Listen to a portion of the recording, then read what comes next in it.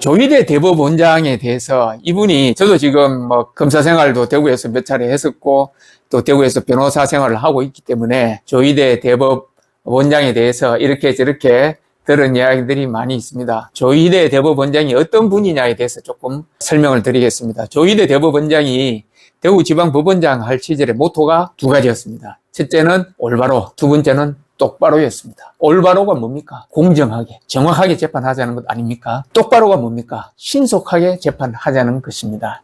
저는 이 두 가지가 조희대 대법원장 모토일 거라고 생각을 합니다. 대구지방법원장일 때도 사법부의 독립, 정치적 중립성에 대해서 누구보다도 중요하게 생각하고 이것을 예민하게 받아들였던 분이 조희대 대법원장입니다. 조희대 대법원장이 사법부의 독립을 지키기 위해서 이재명 대통령과 민주당의 가전 탄압과 또 민주당 적극 지지층의 또 가전 인신모욕적 그런 공격에도 불구하고 사법부의 독립을 지키기 위해서 의연하게 이때까지 잘 처리를 해왔습니다. 이번에 그동안의 관례를 깨고 서면으로 제청을 한 것도 도저히 안 되니까 본인이 원하는 후보를 제청을 하겠다고 해도 면담 약속을 안 받아주니까 할 수 없이 서면으로 한 것이 아닌가 싶습니다. 직무유기를 한 것은 조희대 대법원장이 아닙니다. 오히려 이게 직무유기라면 차라리 청와대가 직무유기를 한 것이지 대법원이 직무유기를 했다고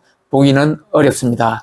마지막으로 이번에 대법관으로 제청된 손봉기 전 대구지방법원장에 대해서 말씀드리겠습니다. 손봉기 대구지방법원장은 9년에 그 이전까지만 해도 법원장을 대법원장 그냥 일방적으로 임명했습니다. 그런데 2019년에 처음으로 몇몇 지방법원장을 판사들이 추천을 받아서 임명을 했습니다. 그 중에 한 분이 손봉기 후보자입니다. 대구지법 판사들이 압도적으로 손봉기 당시 대구지법부장 판사를 추천했고 임명이 되었습니다. 그런데 당시 추천된 다른 법원의 법원장들과는 달리 손봉기 당시 법원장은 사법연수원 기수가 낮았습니다. 도저히 법원장이 될 기수가 아니었습니다. 고법부장도 아니고요. 지법부장인데도 불구하고 그렇게 추천이 된 것은 법리나 또 재판 진행이나 인품, 대인관계 이 모든 면에서 구성원들, 판사와 직원들의 신망이 컸기 때문입니다.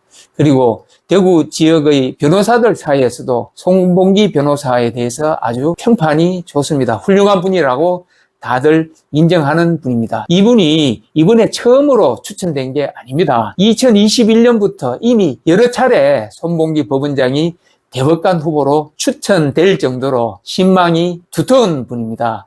왜 이런 분을 청와대가 계속 제청하겠다는 것을 허락을 하고 면담을 하지 않는 것인지 저는 그 이유가 참 궁금합니다. 그렇다고 손봉기 후보자가 이념적으로 아주 편향된 분이 아닙니다. 누구라도 이분이 참 합리적으로 공정하게 사회적 약자에 대해서 배려하는 분이라는 것을 다 인정하고 있는데 굳이 이렇게 거부하는 이유가 저는 이재명 대통령이 대법원장을 좀 길들이고 좀 골탕 먹이겠다는 거 아닌지 하는 그런 생각이 듭니다. 손봉기 후보자가 아무쪼록 이런 험난한 과정을 잘 거쳐서 임명이 되기를 기대하겠습니다.